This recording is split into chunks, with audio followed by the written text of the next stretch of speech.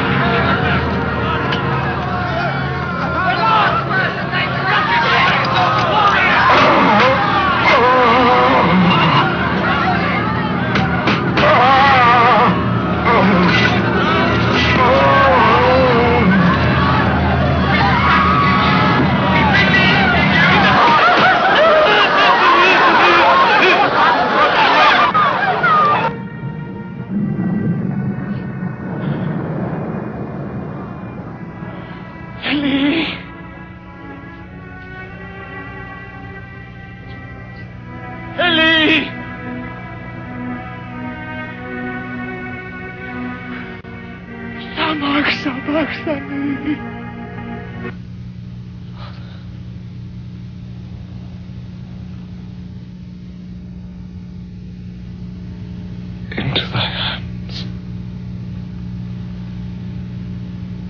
I commit my spirit.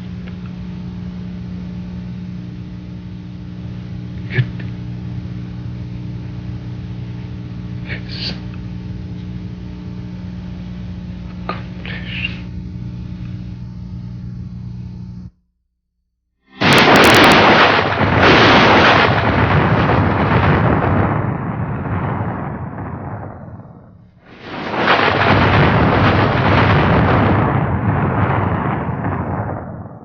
Since the beginning of time, mankind has been curious about secret things, the unknown, the dark arts. But although the desire to know more lies deep within the soul of every human being, knowing more does not come without a price. It is that desire that gives place to the greatest discoveries and opens the door to the greatest deceptions.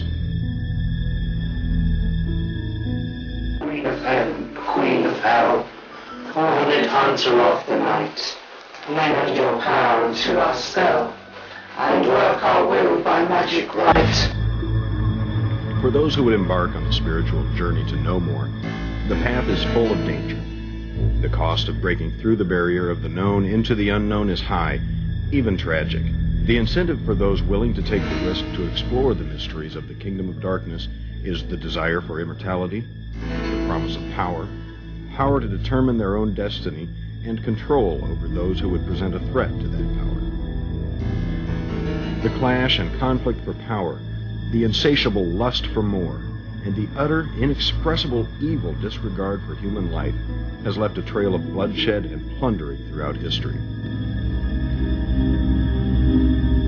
The pain and chaos continues with the desensitization to danger and the glamorization of evil. The news has left us callous, while Hollywood entertains us with horror until it becomes nothing unusual.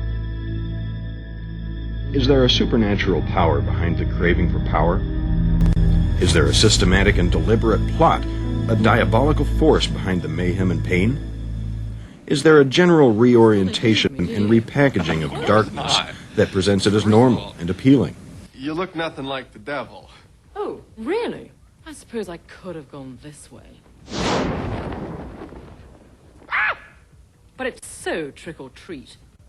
It's true! Could it be that this assault and injury against the human race is more than just a coincidence, an accident, a random act of violence, as we would wish to believe? Is it an alien force that threatens us, or does he dwell in the midst of us? Could it be that the God of this age has come to claim his own through an internal and external human takeover? For we do not wrestle against flesh and blood, but against principalities, against powers, against the rulers of the darkness of this age, against spiritual hosts of wickedness in the heavenly places. Who are these powers and principalities and rulers of the darkness who seem to be arranged in some sort of hierarchy or order that wage war against the inhabitants of Earth? Is there one who rules over this system? Is there a personification of power, a form that defines the forces that seek, through seduction and allurement, to persuade us? Is there an embodiment of evil that dwells in the midst of us who works to deceive us with his familiarity? Is he a myth, a legend, a lie, a fantasy, a cultural representation of darkness? Or is he real? According to George Barna, in a poll taken just last year, 60% of non-Christian Americans believe that the devil, or Satan, is not a living being but a symbol of evil. 45% of Americans professing to be born-again Christians do not believe the devil is real. And we've got some young people here who are willing to talk to us about their opinions about who's the devil. How does he relate today? Is he real? Is he a figment of people's imagination? And we're just going to have a free discussion. We're going to let you in on it, so here goes. Okay, let's take some names here. Who wants to go first? How about you, sir? All right. What's your opinion of the devil? Your name, your opinion, what's going on with you? Well, my name is Nick, and devil, I don't believe I've ever met him. Okay. If I did, I don't think he'd reveal that to me. Yeah. So I don't know if he's real or not. okay. You've never He or encountered. she. He or she. Okay. How about you, Katie? Just from what I've learned in, like, what's it called, Sunday school? Oh, I never been there. I did, Can you come a little closer? I guess, the devil's like the antithesis of God. It's a fallen angel. Who's he to you? Have you got any opinion yourself? I haven't really thought about it. Okay. Never been an issue in my life. How about you, Kristen? I think the devil's very real. I think inside us we have God and the devil playing out the forces of good and evil. And Satanism is basically bringing out the devil inside of you. Your shirt. Tell me about your jewelry, your shirt, how you dress. Why do you dress that way? Yeah, this is the symbol of Baphomet, the goat head, the satanic symbol. I have it on a necklace too, and an inverted cross. Why do you wear it?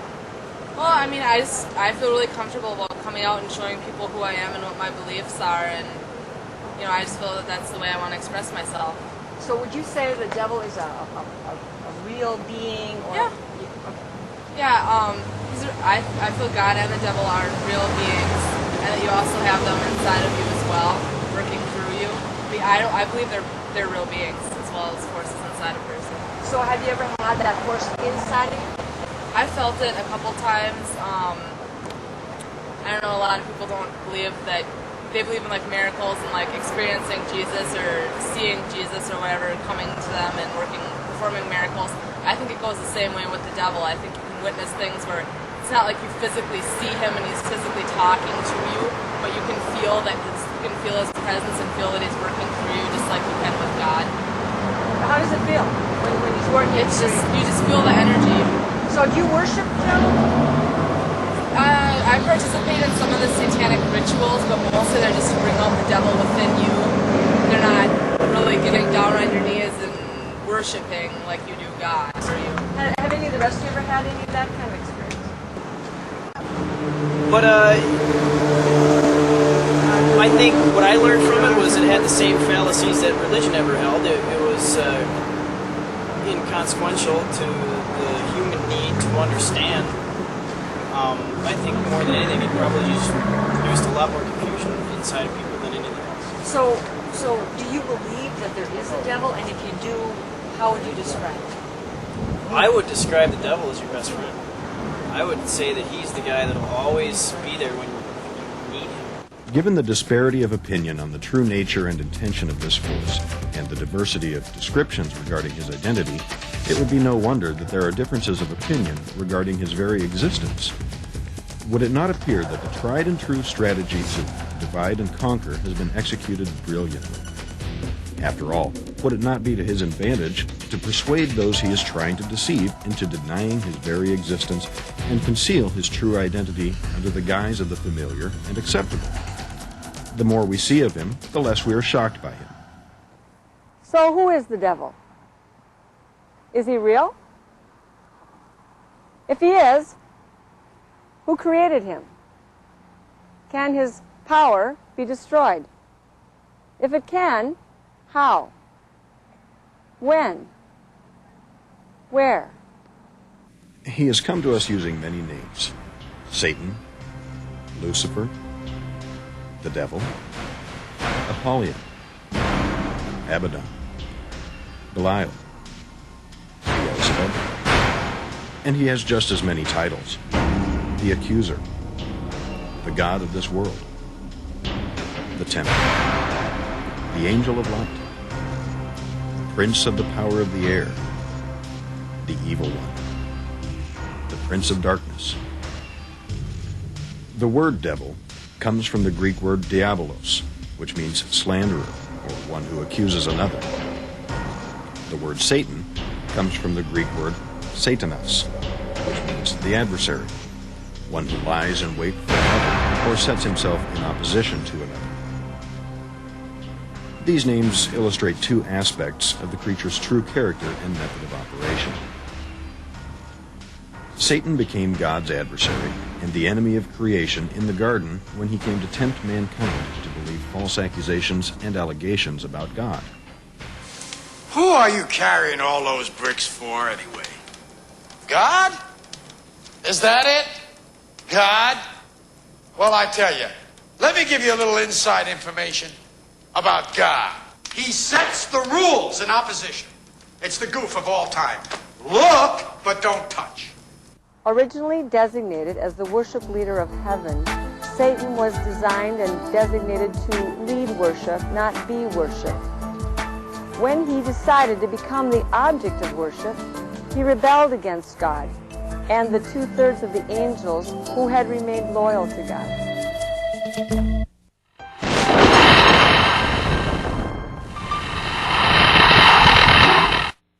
It was curiosity that drew Eve to eat of the forbidden tree, the tree of the knowledge of good and evil.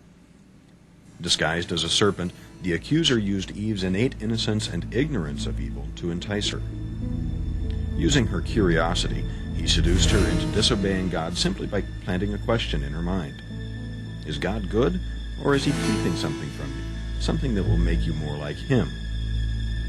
Did God really say, you must not eat from any tree in the garden? For God knows that when you eat of it, your eyes will be opened, and you will be like God, knowing good and evil. The devil is described in Scripture as the accuser of the brethren. When he stands before God, he makes allegations and accusations against mankind. He admits that he walks the earth to and fro. His primary objective is to separate God and man. He hopes that separation will be forever. According to Christian and Jewish faith, Satan was a created being made by God. He now operates as an angel of light. As a matter of fact, his name, Lucifer, means light. In his original beauty, he stood at the zenith of God's creatures. The book of Ezekiel gives a very poetic description of that beauty. You were the model of perfection, full of wisdom and perfect in beauty. You were in Eden, the garden of God. Every precious stone adorned you: ruby, topaz and emerald, chrysolite, onyx, jasper, sapphire, turquoise and beryl. Your settings and mountings were made of gold. On the day you were created, they were prepared. You were anointed as the guardian cherub, for so I ordained you. You were on the holy mount of God. You walked among the fiery stones. You were blameless in your ways from the day you were created, until wickedness was found in you. Lucifer was not satisfied. He wanted more. Ezekiel goes on to say that Lucifer became vain. His vanity corrupted his wisdom and his nature. He became filled with violence within and sinned. Lucifer convinced 1/3 of the angels to join him in revolting against God. He desired to usurp God's authority and rule the universe himself. The prophet Isaiah wrote, "How you are fallen from heaven, O Lucifer, son of the morning. For you have said in your heart, I will ascend into heaven. I will exalt my throne above the stars of God. I will also sit on the mount of the congregation, on the farthest sides of the north. I will ascend above the heights of the clouds. I will be like the Most High. Though Lucifer failed in his attempt to rule the universe in God's place, he nevertheless continues to build his kingdom on earth in an attempt to thwart God's plan for mankind. Through lies, confusion, and division, the devil camouflages his evil intentions by clouding the reality of certain ideas, beliefs, concepts, customs, rituals, and religions, making them appealing and acceptable. He is a master strategist in creating illusions. He comes as a friend, a benefactor. Well, I think I first got involved with, it started with just kind of like a fascination with the occult and the mystery around it. I think the real involvement started with Ouija boards. Yeah, but when I got older and I started searching for answers to life's questions, I turned to the devil. I think I was just kind of searching maybe for the meaning of life or why I exist, you know. It was probably more like he found me because he saw me searching and looking for answers. Satan now comes as an angel of light, transforming, concealing his true identity. He does not come with a tail and horns and a pitchfork. Rather, he comes as intense fear or thrilling horror or a promise of power or position. He comes with gifts, with wealth, with promises of safety. He comes as the subtle suggestion within, enticing and alluring men into believing him, coming to him without resistance. Are you kidding? I have to give you my soul? After you've had your wishes, of course. But it's my soul. What's the big deal? Have you ever seen your soul? Do you even know what it is? Of course, it's the thing that Has yours done anything for you so far? No, it's like your appendix. You'll never even miss it. Hey, yeah, well, if it's so useless, then how come you want it so much? Jesus described him as a liar. He was a murderer from the beginning. He's a thief and a robber who comes to steal, kill, and destroy. His intention is clear and unchanging. He desires the ultimate annihilation of mankind. His web of evil ensnares the world and its unsuspecting inhabitants in an insidious and deliberate scheme. He has devised a strategy and set up a system of pain and destruction to operate in every sector of human endeavor and experience. Satan's strategy especially targets critical areas of human life and development, such as worship, communications, relationships, resources, systems, and functions.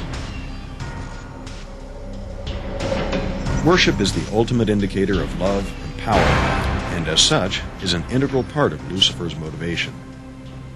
Originally designed as the worship leader of heaven, Lucifer was created for worship, not to be worshipped. His desire to be the object of worship caused him to incite a revolution against God and the 2/3 of the angels who had remained loyal. Idolatry and demon worship can take many forms and have spawned countless religions, cults, and occult practices. Mankind's innate fear of the unknown and his natural desire for power have mingled to breed a strange assortment of beliefs and customs. Every culture in every age has created rituals to stave off evil or to curry favor. None seems to be without its own set of superstitions, supernatural phenomena, and spiritual expectations, all of which are in direct violation of the first and second commandments. You shall have no other gods before me. You shall not make for yourself an idol in the form of anything in heaven above, or on the earth beneath, or in the waters below. You shall not bow down to them or worship them. In Leviticus 17, God made it clear to his people that if they were going to be his people and enter into the covenant of his protection, they could no longer offer their sacrifices to demons. History shows that not only were these commandments ignored, but people deliberately chose to delve even further into the kingdom of darkness. The book of Deuteronomy provides lists of practices forbidden by God. Plagued by disbelief and afflicted by the consequences of their choices, the Israelites failed to heed the strong warnings made by God throughout the Old Testament. Despite God's warning not to worship demons, they continued to choose to come under the influence of carved images, sticks, and stones they had designated as gods, not realizing that the power behind the object was a demon who worked the magic and gave them power. Let no one be found among you who practices divination or sorcery. interprets omens, engages in witchcraft, or casts spells, or who is a medium or spiritist, or who consults the dead. For all these things are an abomination to him. Communication provides a vital lifeline in any culture. It links and connects. It provides a means of both expression and reception. It forms the basis of relationships and governments. It provides the basis for operation in every system and becomes one of the most often targeted areas of the prince of the power of the air. Communication as an expression of human feelings in music and the arts enjoys no exemption from the plots and plans of dark powers. As the original worship leader of heaven, the devil's use of music to influence human thought and behavior becomes natural. Nothing communicates emotion and passion more powerfully than music. As a medium of emotional expression, music becomes the demonstration of anything from anger to ecstasy, sweeping people into sometimes devastating consequences. It becomes clear that vanity and image are still exalted as everything. His decision to rebel against God was rooted in his self-deification. The elements of rebellion and vanity and lust permeate every expression that proceeds from him. As God has called us to be created in his image, Satan's efforts to recreate man in his become of paramount interest. Combining beautiful images with the power of music via technology and the media, the prince of the power of the air manipulates the world with a seductive influence using sights and sounds. The devil creates a sensual, synthetic world of artificial reality that heightens discontent and creates a greater desire for the things he so wants to supply. Through the lust of the flesh, the lust of the eye, the pride of life, and the non-stop images of pleasure without consequences, power without responsibility, and prosperity without effort, the devil hopes to bankrupt the human race with a buy now, pay later philosophy. Eat, drink, and be merry becomes an empty pit of loneliness, depression, and despair. Satan creates a world so appealing, many find it difficult to resist. Though his intentions to pervert the truth and exalt the counterfeit have convinced some, others have found a more excellent way, the highway of holiness. The effect of repeated exposure to enticing images, coupled with the need to escape the growing feelings of emptiness, make a profound impact on the human spirit. Relationships with real people often suffer and end tragically under the pressure. When faith in human relationships fails, people often turn to alcohol, meaningless sexual encounters, and suicide. And that's just the way I lived all my life. But I was just surviving. And I was serving this master. And the master, the road is so broad and wide to hell. And the master is the master of deceit. And he had me deceived that I just had a problem with drugs or with anger or with other people. And all the while, he just had me enslaved to him. He was the master deceiver. As is often the case, in the desperate search for meaning and significance, some are enticed into seeking a deeper revelation and relationship with spiritual beings. Originally created to be in a spiritual relationship with God makes turning to the spirit world for answers a natural response. Though many seek God for comfort and redemption, others choose a more mysterious and forbidden path. Wanting the more immediate pleasures and promises that evil offers makes hedonism, paganism, witchcraft, and Satanism all popular alternative lifestyle choices. Accessing the spiritual world can take many avenues and can begin as easily as going to a movie or reading a book. The dangers of darkness, though not always readily apparent, are nonetheless real. Those who enter such relationships do so at great peril to their own souls. Some make a deliberate choice to follow the devil, professing their intentions openly. It wasn't uncommon for people to be inducted by scarification at all. What do you call it? Scarification? Scarification. I was part of the group that would watch the head priest do the sacrificing. And thing that made me freak out about the whole deal is when they actually did a human sacrificial. You actually saw that? Yeah. And what they did is, if you guys don't mind me getting into detail about it, I could get a little bit of trouble for this too. What went on is they laid down a black silk sheet that had a pentagram painted on it, and they laid black candles around in each corner. And in order for a female to be joined in, or what the cult that I was in, for a woman to get involved into Satanism, what they did is they took a knife and carved the satanic pentagram, like what's on her shirt, into her chest, and then drained the blood off of her chest into a glass. And they'd pass it around to each person. They'd have to drink out of the glass. So they'd have to drink this other person's blood. And then that girl was a member of the satanic cult. Did you actually see a human being sacrifice them?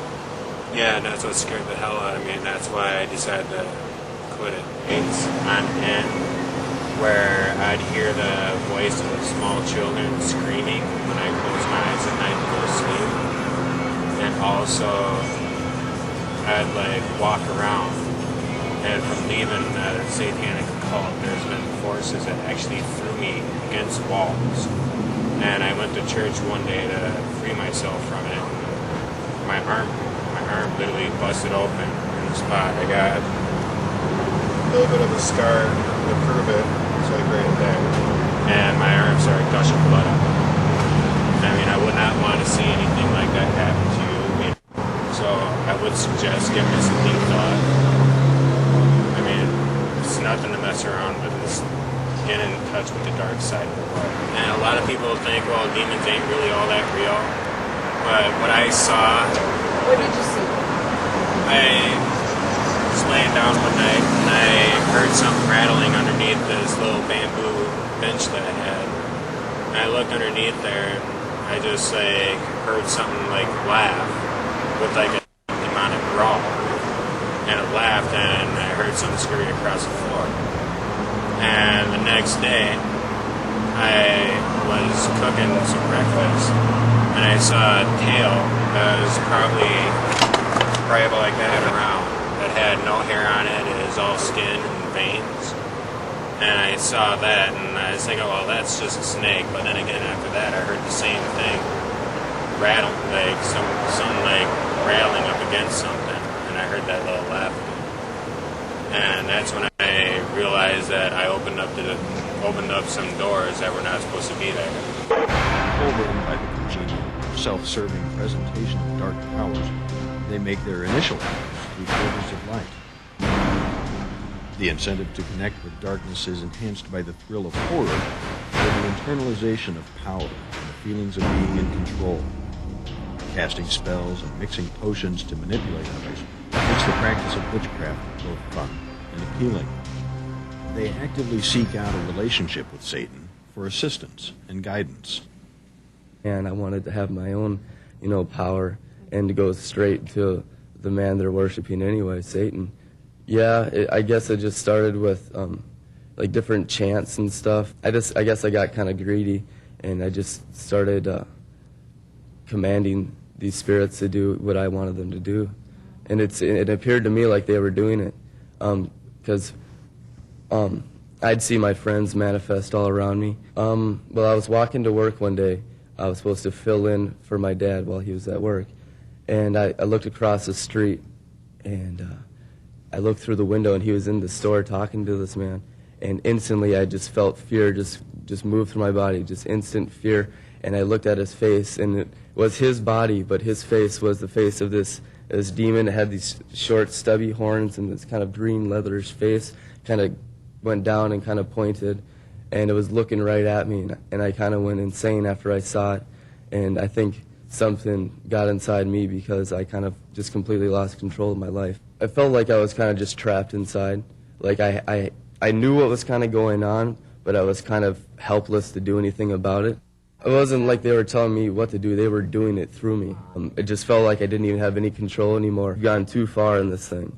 And when it felt like I had lost control, that's when I got scared, because before that, it felt like I was in control of the situation, and it started very innocently, and then it progressed, and to the point where I didn't have control anymore. Satan had brought me to an all-time low, and I felt like there was so much of him in my life and so little of me that it's like he almost brought me into a different spiritual realm at times.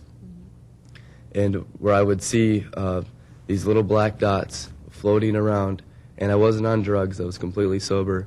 It's almost like he brought me into the spiritual realm to see what was going on or something. But there's all these black dots, and instantly I knew those were demons. I didn't actually see the entire body of the demon, but I saw the dots and how they would fly from person to person, and they'd attach themselves either on their shoulders, or if they wouldn't attach themselves, they'd just visit the person and move on. Well, they looked about softball size. They all looked black. Some of it looked like blacker than other ones, but they were all about softball size, and it felt like I had power, like over them, like I could tell them to go to that person and focus the energies or whatever that on them, and I could see this dot come and attach itself to the back of this person, and it would stay there. To the skeptic, I'd probably tell them, I think for a split second, if anyone thought of the spiritual realm, they'd have a completely different perception on life, because the Bible even says the spiritual is more real than the physical. And I know for a fact when I started doing this stuff, and the demon would attach himself, I could smell the burning of flesh. When I made a conscious decision to give my life to Christ, the pastors would bind the spirit in me, whatever spirit they were dealing with, and cast it out in the name of Jesus. And they'd pray in tongues, or they'd say be loosed and different things. And it felt like this thing was being literally ripped out of my soul, and it was extremely painful. At times, the thing would take over my body, and I'd roll around on the carpet, and I had rug burns all over my face and arms and stuff, and it was extremely painful. It is extremely painful. Others make choices unaware of the dangers of evil. Influenced by the moment, passivity, or persuaded by friends, they're swept into circumstances that close in on them. I was actually in a Christian home. I met a girl over there, and I found out later that she was a witch. I guess after the first year and a half, 2 years, I got back to the States, and that's when I started getting into Satan worship. Oh, we danced. It was a coven, and we danced. As usually a lot of nudity involved, a lot of satanic sex is involved with that, a lot of chanting. Well, we got a lot of power, levitation, certain things that was manifested into us, that we could levitate ourselves, we could fly around. Well, I went to another party, and they had, it was actually a drinking party that I went to, and they had a Ouija board there, and they started asking questions that they shouldn't have been asking. They were asking questions about God. One guy asked the wrong question, and he was thrown through a third-story window. I'd say they are a fool not to think it's real. At first, he'll be all kind to you. Oh, I'd hear voices all the time. I've seen many curses of headache, sickness. I've even seen curses of love, using their locks of their hair in different potions, and using words, casting spells. I felt good. I felt like I had control. I think I did cross over a line at one point. I was outer guard of a coven. This was just north of San Francisco, and I was the outer ring was actually the guard, and I was a part of the guard, and I knew exactly what they were doing. On the inner circle, they were sacrificing a human being. This was in October. I'm aware that she was about 12 years old. I knew what they were doing. In fact, I didn't do anything to stop it. That's what hurts me most. For a long time, I was hurting inside. I didn't know what was wrong. And anyways, I've been saved now for about a year and a half, and heard people talking, and I just says, man, there's a power greater than what I'm into. Forgiving myself is the hardest part. I believe Jesus loves me. Seeking an escape from boredom or desiring to belong, many become part of the plot, never realizing themselves to be the prey. Although some people stumble into the devil's dark kingdom unknowingly, others are simply born into it. And when I grew up, they were kind of like my role models. So when I grew up, I wanted to be a drug dealer, because a drug dealer's always driving in nice cars, nice jewelry, all the girls and the money, and that's the kind of life I wanted to live. A lot of drug dealers, they have parties, Santeria. What they do is they come together and they use a Santeria for their protection. It's witchcraft. It's saints, it's demonic. Yeah, this is my saint here, which is the Indian. That was the main saint I used to have. His name is Caribe Hindu, which that's the name I used to call when I wanted to call him to manifest in me. When I used to receive those demons, they used to come down pretty wild. The Indian was pretty wild. He would come in and he was wild. He wanted to drink. He wanted to party. I seen guys that they were doing witchcraft. They had their own demons, and they got shot 15 times and still walking. When they come to visit, when they come and they manifest themselves in whoever the santero is, wherever he's at, and they come to manifest themselves, they want to come and smoke a cigar, or they want to come and drink to them in the manifestation of the person who has them. So you have to have certain things for them. If not, if they come in, they come down, and you don't have a cigar, they really get upset. Inside the person who they manifest themselves, that person will be with a lot of anger, just breaking things. It can hurt the person who he's manifested on. They can hurt him. They can take his life. They can give him pain. They can take somebody else's life in the manifestation of that person. This guy here, this Indian Caribe Hindu, was the guy that I used to receive. So he was the one that was protecting me in the meantime. And some want out. They've had enough. This 26-year-old dungeon master decided to burn over $7,000 worth of maps, manuals, and related Dungeons & Dragons instruction books and paraphernalia after 2 serious attempts at suicide. Encountering physical heart problems and constantly being stalked by voices in his head and demons in his house persuaded Mike to take a look at his life. Did you feel away from God, estranged when you were playing this? Yeah, I mean, I was, went to church the whole bit. Didn't quite know the whole truth, but, I was basically your good Christian kid brought up, and go to church, go to Sunday school every Sunday. And playing this in addition to all At that. the same time, yeah. So what made you decide to give it up? About 2 years ago, one of my friends seen that I was ready to hear about Jesus. I'd had enough, and I had actually tried to commit suicide, but that attempt failed. And what happened was I got just stopped, basically, by God, or one of God's messengers, and got stopped and could not commit suicide, and there was no explainable reason why my vehicle would not turn off the road when I yanked the steering wheel at 110 mile an hour. And being a mechanic, I come back home, and the next morning threw it up on the rack and could not find a single thing wrong with my vehicle. So what was your concept of the devil at that time? Who is the devil? A lot of people think that he's just malicious and mean, and he's not. He can be one of the sweetest things you've ever known, but it's all a trick. It's a trick. And that's all it is. It's just a trick. It's one big fast gauge, you could say. It's all just to set you up to make you fall even harder. David made a similar break with darkness and witchcraft after years of wild street fighting and drug dealing.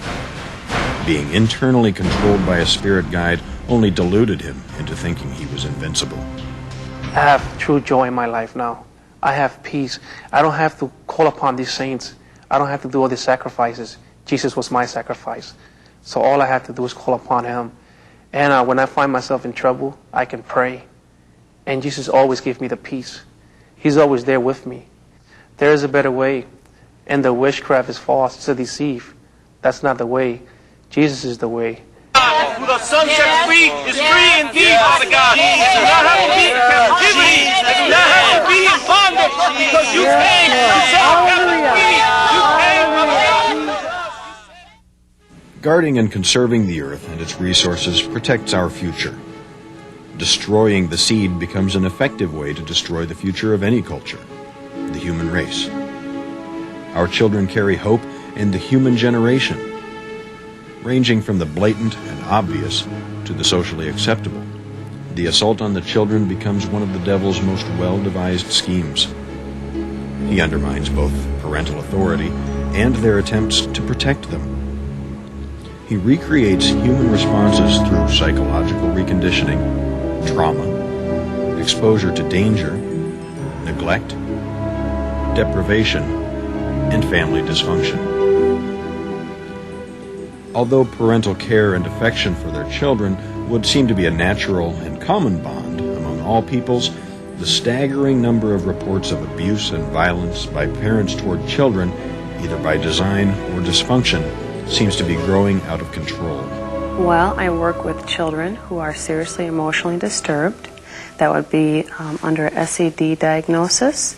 That comes from the DSM-4, which would be examples maybe ADHD, depression, schizophrenia, schizoaffective disorder, those sorts of things. I guess what I see is, what comes to mind is confusion. They don't really know where to turn to, the parents or the kids. They're not able to relate to each other.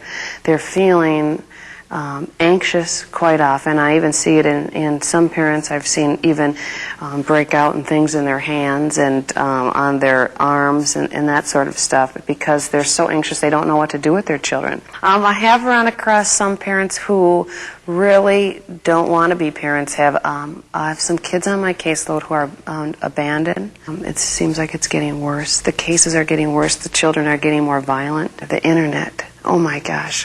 Most all my clients staffed are just, most of them kids have been perverted through the internet. The heathen nations of the Old Testament sacrificed their children to the demon god of Moloch and the Baals. The children of Israel also began to sacrifice their children to demons. The practice infuriated God. The shedding of innocent blood to invoke the favor and protection from demons became a common practice. Though the practice of child sacrifice still flourishes in the earth, few would accept the practice of placing their babies on the altars of gods and goddesses as socially acceptable. Modern technology, education, and legislation, however, have given our society permission to place those babies on the altar of stem cell research, personal convenience, and individual rights. The issue of human life has shifted from one of moral absolute to legal debate. Children who survive the womb continue to face the more subtle dangers that come through toys, games, TV programs, advertisements, video games, peer pressure, and books. Even parents who love their children and take responsibility for protecting them often become unwitting accomplices in the assault. Under the guise of popular children's literature, fun, fantasy, and learning to read, the devil has set a new string of traps. Teaching them spells, incantations, and witchcraft has become a multi-billion-dollar business. Petrificus totalis. The principle is that if you learn certain words, you can have power. And the books, the Harry Potter series, are connected to websites that get you into arenas where there are experts at teaching you the spells, the legitimate spells.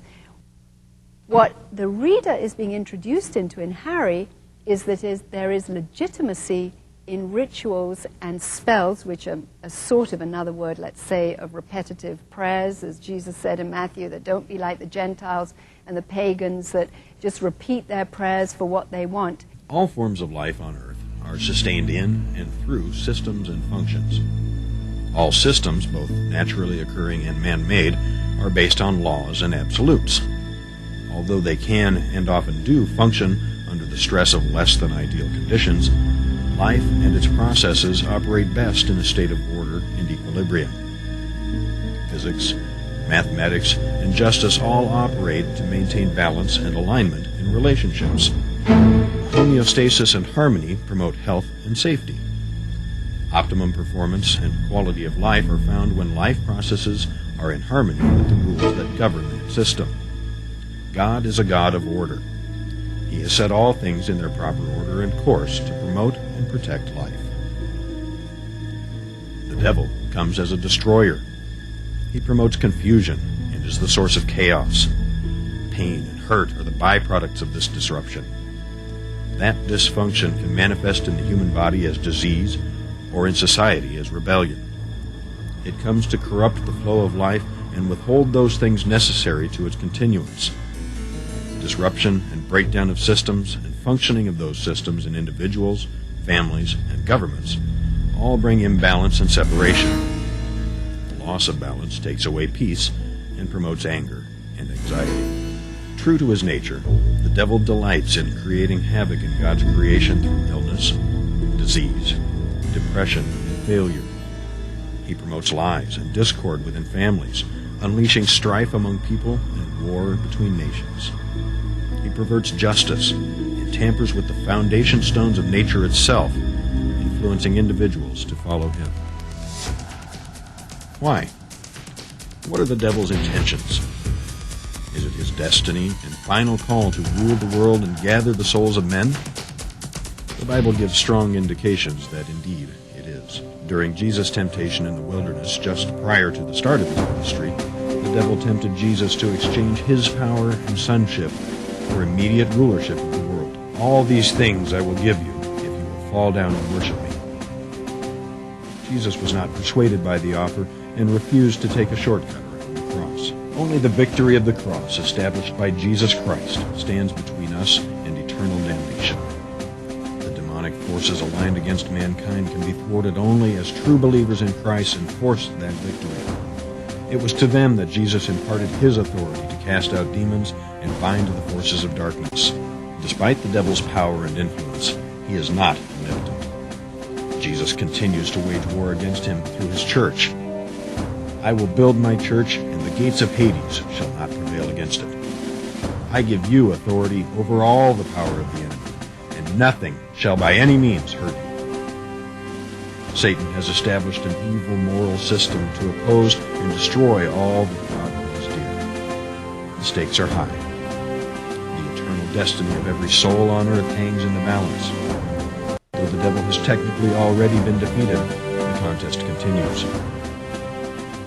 Knowing that the destiny of each individual is determined by that individual's choices, the devil sees plenty of prizes yet to be had.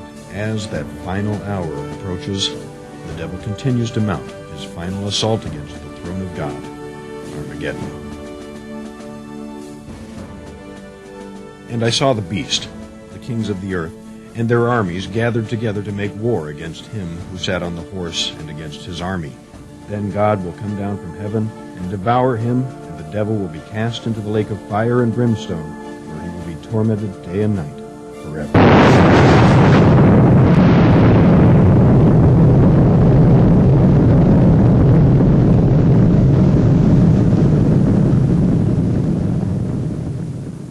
Out of the rubble of human systems, the demonic assaults, the desolation of many generations, come the ransom, the redeemed of the Lord, led forth by the Lord God, King of heaven, triumphant. Even so, come, Lord Jesus.